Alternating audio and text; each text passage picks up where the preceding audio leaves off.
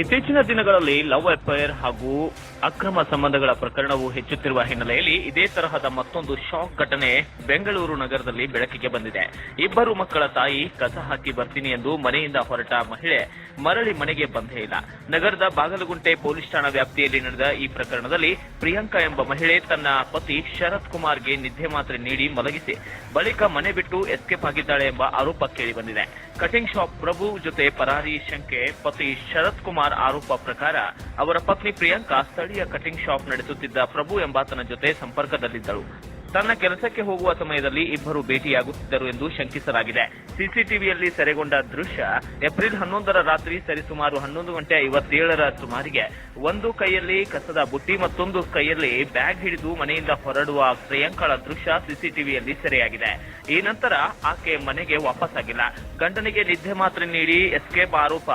ಆ ರಾತ್ರಿ ಊಟದಲ್ಲಿ ಪತಿ ಶರತ್ಗೆ ನಿದ್ದೆ ಮಾತ್ರೆ ನೀಡಿ ಆತನನ್ನ ಮಲಗಿಸಿ ಬಳಿಕ ಪ್ರಿಯಾಂಕಾ ಮನೆ ಬಿಟ್ಟಿದ್ದಾಳೆ ಎಂದು ಶರತ್ ದೂರಿನಲ್ಲಿ ತಿಳಿಸಿದ್ದಾರೆ.